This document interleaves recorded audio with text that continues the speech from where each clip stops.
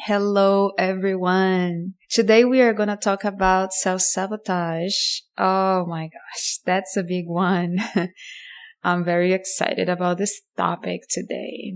It is a topic that most of us resonate, right? And I would like to start this episode talking about just sharing with you a situation that happened with me recently. I was driving and then there was like a construction happening. Something happening on the road, and there were people with slow signs, right? And then I was driving very slow, and then I saw a man holding the slow sign. And then when he saw my car, with the right hand, he was holding the sign. With the left hand, he was like making a very, very strong and fast movement for me to come. And I got so confused with which, command I should respond to. So it was so weird. And there was a lot of chaos around, and it was very crazy because with the left hand, he was very, very kind of neurotic and anxious and fast. And with the other hand, he was holding that huge slow sign. And that got me thinking about when we are sending wrong messages to the world, when we are in contradiction, when we are not in alignment with our true self. We are not listening to ourselves. We're not listening to the higher wisdom. We are trying to do a different thing, a different movement. And then we start to get to manifesting the outer world, things that are not making us feel happy, that we are not comfortable with what we are manifesting or experiencing as a result of our actions, and we don't know why. We don't know what's going on, from where these things are coming from. What I was thinking was we must go back, centered ourselves to connect with that unconscious mind that has wisdom, that has power, but also has emotions and beliefs that are there, that is stored. And we must dig a little deeper to see if we are being influenced by wrong perceptions of the mind or limiting beliefs, or if we are truly aligned and living according to your soul's desires, which is completely different from being influenced by our conditionings. In the Course in Miracles, we say fear-based thinking and love-based thinking. In the Course in Miracles, is all about acting based on love rather than fear. And when I saw that man on the road, I was like, that sign, the slow down sign, is his higher self, is his higher wisdom. And then his movement, his expression, his outer expression is his fear, is our conditionings. And then the movement, that anxious movement, that fast movement, is fear. It's just a metaphor to illustrate when we are just not respecting ourselves. We want to go fast, but the body wants to go slow. When our, creative force is willing to just bloom, and we are suppressing, and we are putting a lot of energy to suppress. And it takes a lot of energy from the body to suppress creativity. So then we get tense, then we get pain, then we feel depressed because there's no meaning. And then we cannot even, see that creative force that is just there, that we all have. We all have creativity. We all have that potential, that innate ability to be creative. And when we are not using that creativity, that creative force, we die slowly. We die. We were not, made to act like machines, to act like robots, right? We were created to create. We are here to create. We are here to create, and we are here to live a meaningful existence. And we are here to offer that to others as well. When we are in alignment with our true self, our existence becomes a gift. to others. It's not only you that benefits from it, but everyone around you, right? We have to start with ourselves. And then when we talk about the self-sabotage, we're talking about all the fears and conditionings that are stopping us, that are blocking us and holding us back from expressing our highest potential. And the self-sabotage can, present in our lives in different ways, through overeating, consuming alcohol. And one of the ways that I see a lot is distraction. The saboteur wants to distract ourselves. The saboteur within us wants to distract ourselves from the truth. So you don't connect with what you really want and you delay the process. It's very important that we ask ourselves, are my behaviors aligned with my long-term goals? Because that saboteur doesn't want you to act according to your long-term goals, right? It wants to delay this process. Or it wants you to feel diminished. So are you diminishing your improvements? Being very perfectionist, so you can never appreciate things. You can never appreciate what you have accomplished or what's going on with you. You always focus on the negative. Hey everyone, I'm interrupting this episode because I would like to make an announcement. I have a new autumn sale going on for the online program Embody Your Life's Purpose. When you use the code AUTUMNSALE22, you get a 50% discount. You can choose 2 ways to attend this program. You can choose attending the program by doing the online course, or you can attend the program doing private sessions with me, combine it with the online course. I designed this course to help people gain more clarity about what is stopping them from embodying their life's purpose, from fulfilling their deepest desires. To attend the coaching program, you can go to lucamy.com/programs and learn more information there. Another way that we can work together is through private sessions. I offer virtual and in-person hypnotherapy sessions. You can visit my website, lucamy.com. If you would like to receive updates about new episodes or events that I will be hosting soon, please go to my website and sign up to receive my newsletter. Let's go back to the show. I was doing a regression session with a client, and first thing he told me was that he wants to have more stability. He wants to feel more grounded. He wants to feel more aligned with his desires, but he feels that he doesn't have focus. He cannot have discipline, and he's always moving around and never kind of finding his center. And he has so many projects and ideas, but he gets distracted. He changes his plans and his mind, and he doesn't know why. So when we did a regression session, we worked with the inner child. We regress him to when he was around at a very young age, perhaps 6 years old.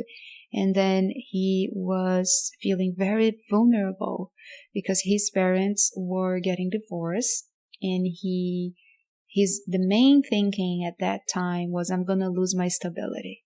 And he felt very vulnerable about that. And then what happened later on is that, yes, he lost that stability, that bubble, that safe container, and he started to move around all the time, moving around, following parents, going to different houses. And this is what he is expressing in his life right now. This is how he's experiencing his life. He's moving, he's traveling, and he feels that he wants more stability. He wants to feel grounded. And what got imprinted in his subconscious mind at the age of 6 was that he was afraid of change. And then later on, what happened was a real change in his life. And now as an adult, he cannot have that sense of stability for himself. Focus on his goals, focus on his projects, his business. because he always has like an invitation to go somewhere, and then he gets distracted, doesn't trust himself. So by bringing the wisdom and gaining more clarity about how is this little boy affecting his life right now, we discovered that his little boy doesn't feel worthy. He feels very fearful, doesn't trust himself.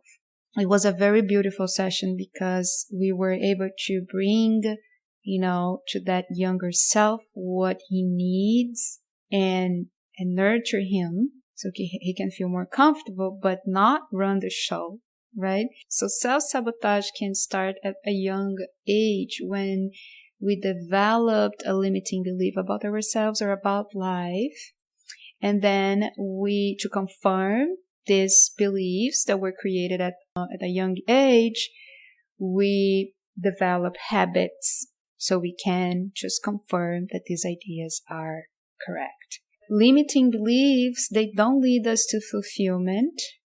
They actually can create a lot of anxiety because we are acting in a way that doesn't fulfill, that doesn't bring safety, doesn't bring that comfort that we need, and then again, we start to send different messages to the world, and we get people confused, that a lot of the times we want to start a project or we want to start a relationship and kind of things don't flow that well because we act in a way that sometimes can destroy things, we act in ways that can diminish things or make people feel very defensive, right? Very afraid because we don't give that security, we don't give that clarity because we don't have clarity for ourselves, right?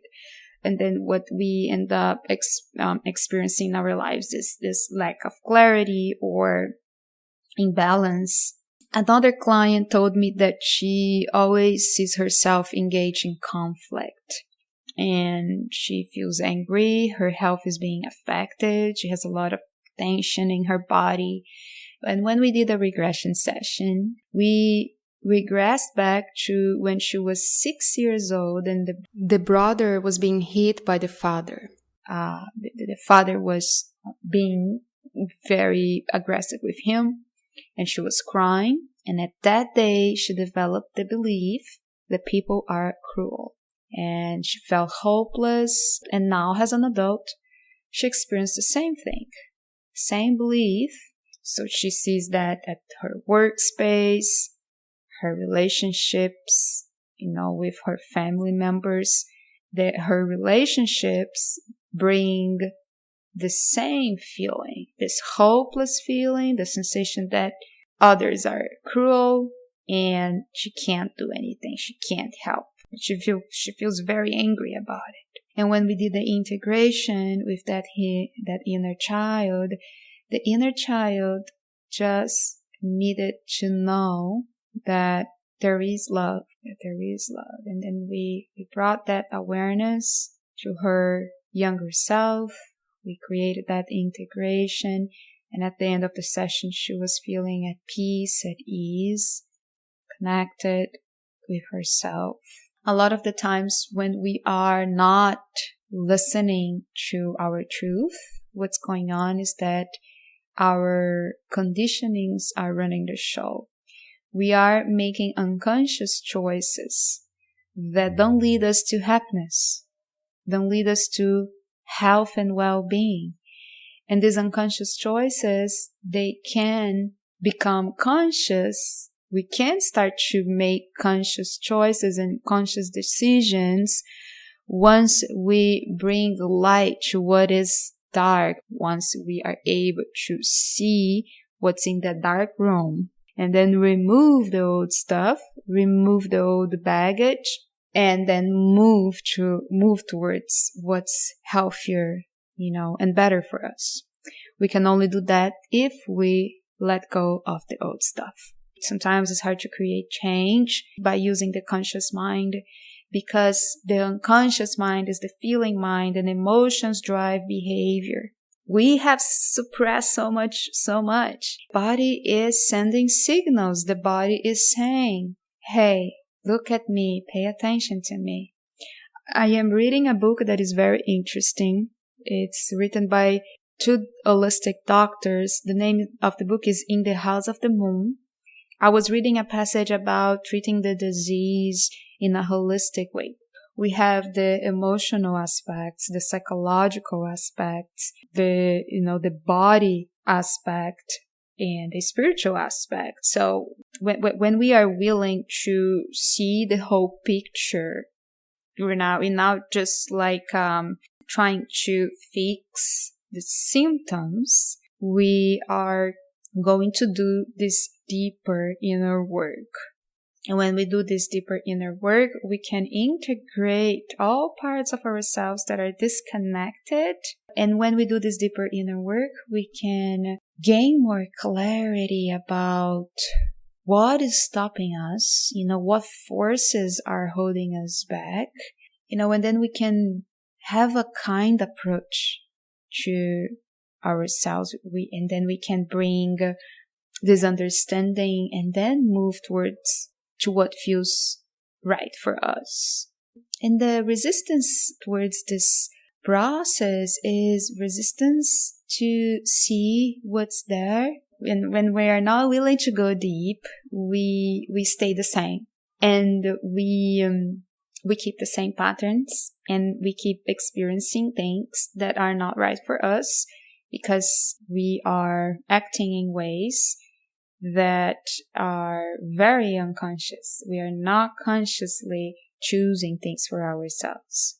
So recently I was with a client and we had a very beautiful session with so much wisdom coming from it. And then at the end she said, oh, but I already know everything. Everything that was said, I already know. And then at the end I said, can you make a conscious decision to act according to these ideas? Can you make a commitment with yourself to, be conscious about your actions and your thoughts and what you decide about yourself and about life? Because it is this sense of responsibility that can actually dissolve, that saboteur. Returning to that client that wanted more stability, wants to feel rooted, he told me that he has a lot of distractions. When we did the inner child healing, we realized that he's also afraid of the responsibility that can come when he actually makes the decision, when he actually takes charge of his life. The fear of responsibility comes from the inner child, not the adult self. Don't think that we are in control of our lives. I think we can be in synergy with the perfect order of all things. And when we are in synergy with the perfect order of all things, we are cultivating this interconnectedness that we all share. And we are being conscious about our choices. But at the same time, if we want to be in synergy with the perfect order of all things, we must take responsibility for what we decide. We must take responsibility. Being spiritually aligned, it doesn't mean that we are gonna be only, denying the physical aspect of life. It's not about denying that. It is about integrating that so you can have a healthier experience. And by having a healthier experience, by experiencing life in a way that feels more authentic, you can fulfill your deepest purpose. And the whole point here is that you fulfill your deepest purpose, that you connect with your talents and gifts and you express them. And if you are not doing it, you're making a lot of effort to suppress it. When we're making effort to suppress who we are, we create disease, we create imbalance, we create conflict, we get distracted, and we don't follow through. So when we start to allow ourselves to flourish and to be authentic and be in the word in a way that is much more aligned with our soul's truth, then we start to feel at ease. There's no necessity to be anxious anymore because you are not feeding yourself with unhelpful thoughts. We are no longer trying to do 100 things at once. You are living in simplicity. You are living in joy. And that's what we want, right? Simplicity and joy. Why we would want any other thing rather than this? Why do we want to complicate things, and why do we want to live in pain? Why? In the Course in Miracles, in the book, we have that message that, this is a dream. The word of form is an illusion, but you can have a happy dream. It doesn't need to be just a sacrifice. And that this idea of sacrifice, this idea that it has to be difficult, that we have to hold that pain, we need to carry that with us, that's an idea of the ego. Because the ego is attached to this word of form. The ego is attached to pain. And the ego is your saboteur. The ego is what is causing this delay in your process of returning to your true self. I hope you enjoy this show. If you like it, please share with your friends. You can leave a review. I appreciate if you leave a review. And I will see you next time.